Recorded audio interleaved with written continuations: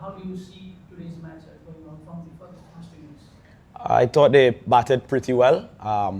They set the platform. They batted really well through the middle, and they had a good finish and we all know setting up a total of 150 plus on this ground with these conditions is always going to be challenging. Second match running, your batting did a strict stand up today. It was poor from the start. How do you see your team's batting performance? When you're chasing 174, 175 for victory, you're always going to have to rely on your batters to come good for you in the power play. And to come out the power play 16 for 2, you're definitely setting yourself back way behind the 8 ball, so we were always playing catch up. And as I said before, these guys are quite experienced. They've played together for 4 or 5 years, and they know these conditions inside out, and they exploited that really well. The newer players that you give chances in this series have not figured out.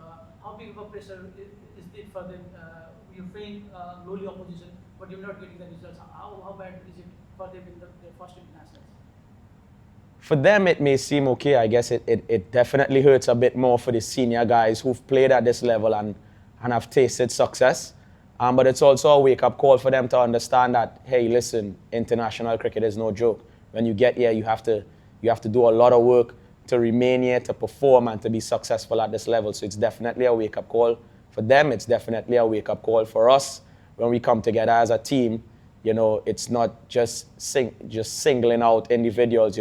When you have these sort of challenges put in front of you, it takes a huge effort from all the players to get over the line.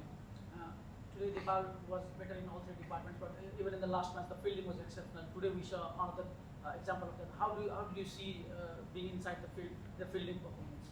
Catches win matches, and on these pitches and surfaces where it may seem tricky and challenging, if you have your fielders supporting you, diving around, catching like that, that's a plus. Any fielding unit who can go out there and throw their bodies around and save you all these runs is just added plus and good support for the bowlers as well. You're 2-0 down, but you still have a match to go tomorrow. How will you approach that match? Will you give chances to new players, or will you try to end it on a high note? I'm not too sure yet. When we get back, we'll have a chat with the staff. But with that being said, it's always better to leave these territories 2-1 than 3-0. So, we definitely have to regroup and come back and win that last game. I would ask about the middle overs, today's match especially.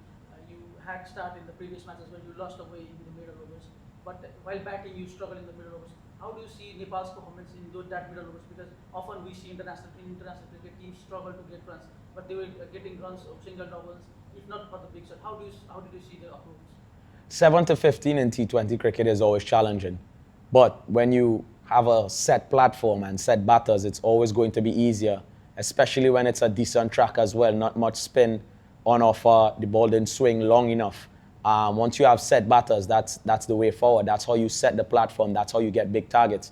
And if you don't set that platform, you're always going to struggle. And when you come up against bowlers who know these conditions inside out, you can bet yourself that you're going to be in some trouble if you don't set that platform, especially in the power play where there's only 2 guys out. If you're coming outside of the power play where there's more guys out, the ball getting softer, it's always going to be a difficult challenge for you to try and play such a huge catch-up when you exit the power play with 16 for 2.